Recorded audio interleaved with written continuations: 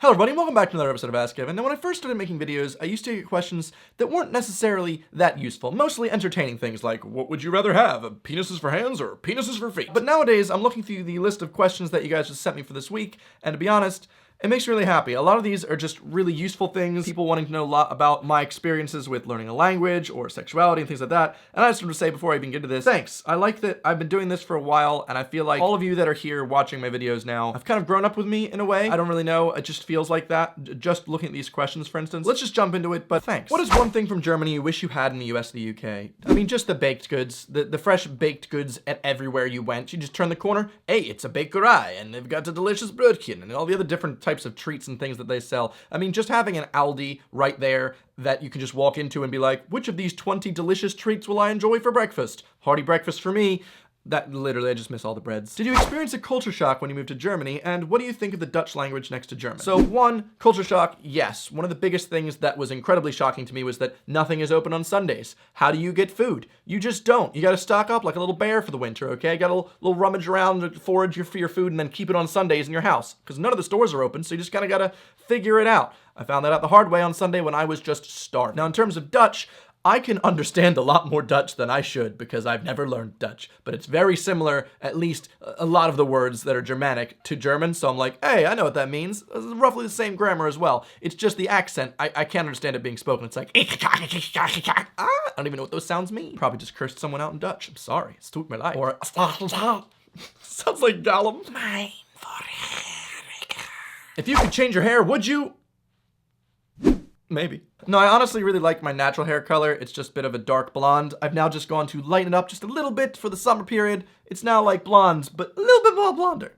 That's not bad. At what point did learning German become less stressful? It's fun for me, don't get me wrong, but sometimes I just get so caught up in the grammar and it feels like I'm never gonna stop studying. Learning any language becomes less difficult once you have a strong foundation. All that beginning stuff that you're constantly questioning yourself over, that's where you get upset and stressed because even though you're trying to learn new things, you still haven't really perfected all the stuff underneath. When you finally stop constantly double checking yourself on the basics and you build some confidence in yourself, then you've just got this really nice foundation and you just keep adding stuff to it. So if you are someone that's constantly stressing about the grammar and stuff like that, it will come naturally over time. Just give it time, okay? Learning a language isn't a race. It's not who can do it first. It's more like just who can have a good time learning a new language. It's not, come on, we can all do it together. What is the best ultimate life advice you've ever gotten? So basically, when you're playing Super Smash Bros. Ultimate and someone smashes you into any type of surface, about 12 frames before that, you want to hit the shield button, then bam, you can come right back up, surprise them. It's honestly a pretty good technique, and it's worth practice. Are you still uncomfortable with your sexuality? I mean, nothing has quite changed since my previous video on that topic. Yeah, I'm mostly like, I don't like this. I just kind of deal with it. It's not something I'm like, woo! I'm more like, I've never meant for that to be a flag I'm waving, and I'd much rather be known for things that I can work towards and things that I try to be, not things that I just am born inherently with.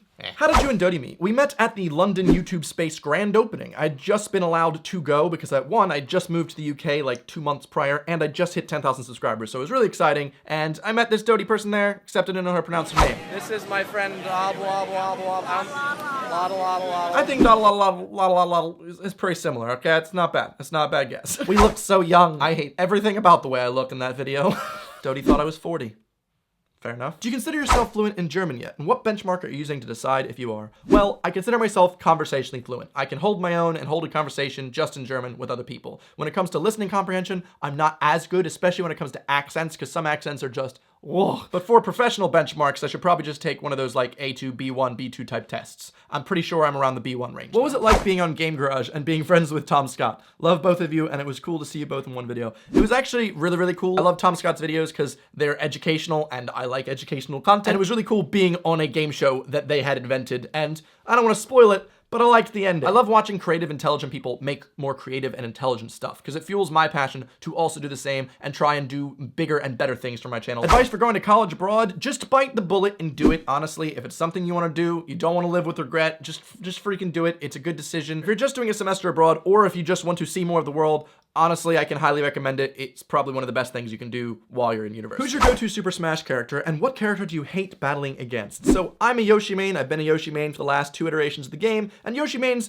we're a cool bunch, okay? We're a bit erratic. A lot of people are like, oh, I'm good with swords, or I'm good with light, or I'm good with heavy characters, whereas Yoshi mains, we're just good with Yoshi, okay? That's our character. Now, also, I've been seconding at this point Pikachu. I'm getting pretty good with Pikachu, but absolutely nowhere near as good as my Yoshi. Hence why when it comes to tournaments, such as the one I'm in next month, you're gonna see Yoshi come out and the egg's gonna fly. In terms of which characters I hate battling against, all Yoshi mains hate sword characters. Sword characters have a bit more range and trading attacks. With Yoshi and a sword, the sword's gonna win. So anytime someone pulls out a sword character, I'm like, oh, okay, I have to play a bit differently now. What do you think of the new Duolingo update? I think I might have to make a full video on this topic, but I don't know if anyone would really be interested because it's quite a niche part of my audience, but judging from the amount of questions about Duo, I feel like maybe I should. Tell me in the poll. Do you want to and plan to get married and have children? Yeah, eventually. Yeah, the first step in getting married, though, you gotta get a girlfriend, so, working on that, okay, eventually. Now accepting applications. Someone wants to go out with me, we can have kids together, they can learn how to vlog. How did you meet friends moving to somewhere you don't really know anyone? It's all about being personable and outgoing and trying, I guess. Most of all the friends that I made when I first moved to the UK were from YouTube. You know, we're all colleagues in a way. We all make videos and do random things, and I'd meet at random YouTube parties. You get invited to one YouTuber's party, and then all the other people you meet, and you're like, oh, what do you do? And just being in a community. If you're a fan of soccer, you probably watch a lot of soccer, you go to the pub to watch soccer, you might make friends that also like soccer and know all the names of the sports people that play. I don't really know, I'm not a soccer guy. When I moved to Germany, I made a couple friends because I went to classes and made friends there, and also, you know, went on Tinder. You can make some good friends from Tinder, can be completely honest. You add them on Instagram if they, you know, publicly have that information available, and you just message people, and honestly, I've made some pretty good friends that way. So there's your tips.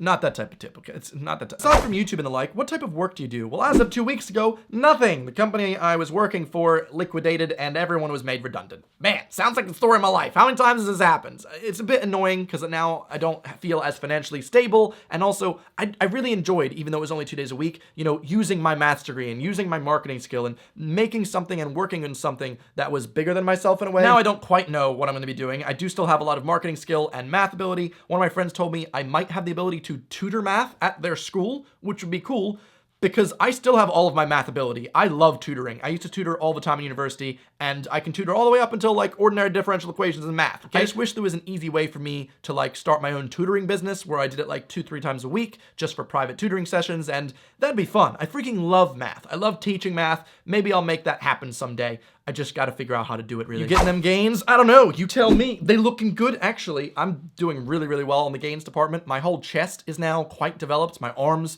are much, much bigger than they used to be. My legs are able to do double what they used to be able to do. When I started working out like heavily in January, I wasn't able to do more than 8 push-ups at once. Now I can do 30. 30? Yeah, basically everything's been working out, and by the end of the year, I'm hoping to be really nice, really hench, and healthy. I feel really good. As my fitness journey progresses, I'm hoping to make a video about everything that I did to get to the point where I am, but I constantly feel like I'm never at the level of wanting to make the video because you can always just keep going up. I think it's the perfectionist in me that's like, oh, well, you're not perfect yet.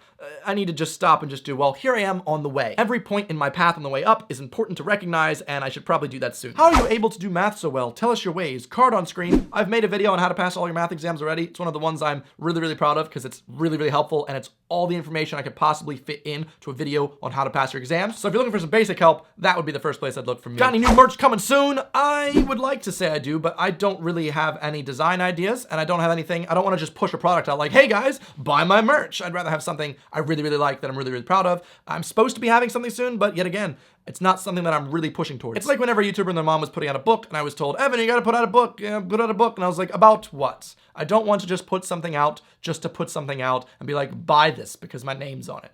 I gotta really, really get behind it. You know what I'm saying?